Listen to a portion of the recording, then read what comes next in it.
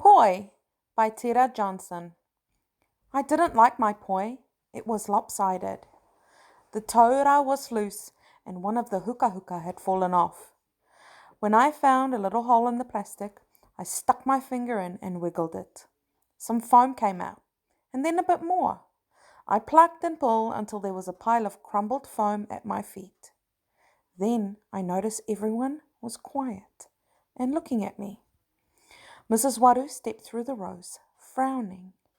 Maya, the Kapahaka festival is in 2 weeks. What are you doing? My poi had a hole in it. I held it up and more foam fell out. I'm trying to fix it. No, Maya, you've ruined it. Whatever. As soon as the word left my mouth, I wished I hadn't said it. Mrs. Waru looked stern. Maya, if you don't want to be here, you can sit outside. Mr. Hayward's office. Haere go now.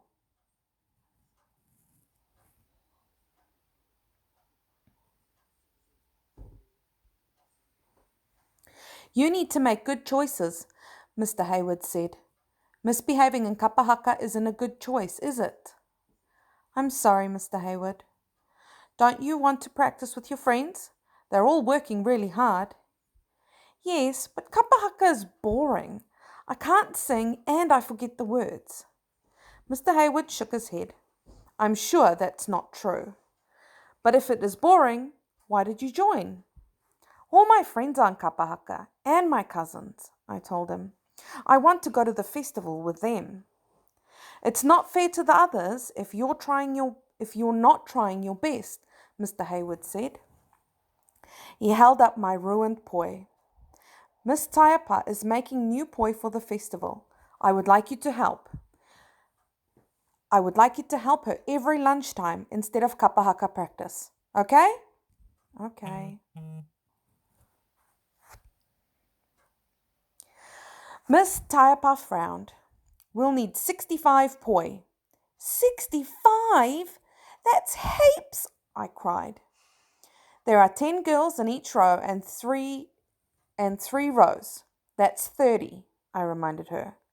And they each need 2 poi. So that's, I sighed, 60. And we'll make 5 spees just in case some get lost. That's going to take forever, I complained. Then I'm lucky I've got you to help me, said Miss Taiapa. See you tomorrow at lunchtime. I really didn't help minding Miss Taiapa. She's in Te Whakatoi, the art room, and it's the best room in the school. It's full of cool stuff, crayons, pastels, paint, coloured paper, glitter, feathers, googly eyes, everything. There on the table, ready for poi making, was a box of black wool. Miss, do we have to use black wool for our poi? I asked. Black is so boring. Our school colours are blue and red. You're so right. Miss Taiapa dug in a cupboard and pulled out more wool. We started untangling it. Maya, do you know how to do a 4-plait for the taura? Sure, one of my cousins showed me. Hey, why don't we do blue and red covers for the poi as well? The front row could have blue poi, the next row red, and the third blue. That would be awesome. Maya, that's a brilliant idea. It really is, Miss Taiapa said. But I don't have blue and red plastic. We'll have to stick to what we've got. White. We started on the 4-plait. I took strands of red and Miss Taiapa took strands of blue. We tied them together with a knot. Miss Taiapa shut the knot in the top drawer of her desk and pulled tight. Then I crossed red over red and Miss Taiapa crossed blue over blue. Again and again and again. We finished the plait with another knot, leaving a length of loose wool at the end. Tino pai, only 64 more to go. Lunchtimes with Miss Taiapa went faster than I thought.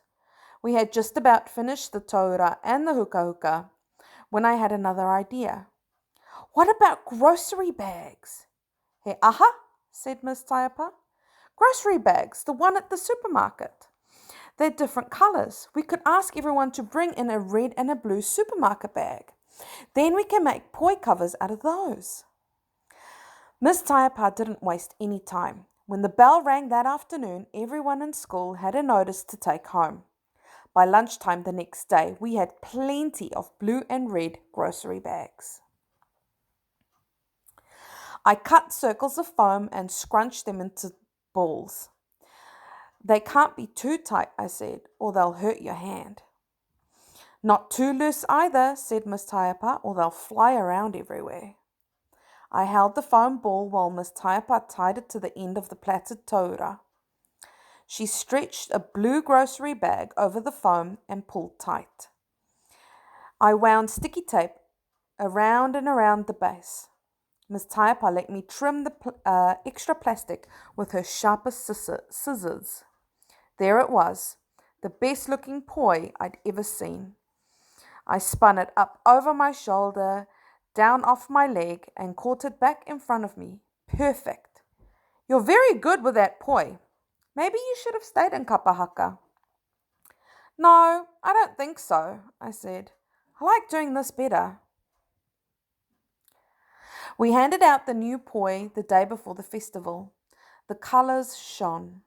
When the girls spun the blue ones, they looked like waves, and when they spun the red ones, they looked like fire.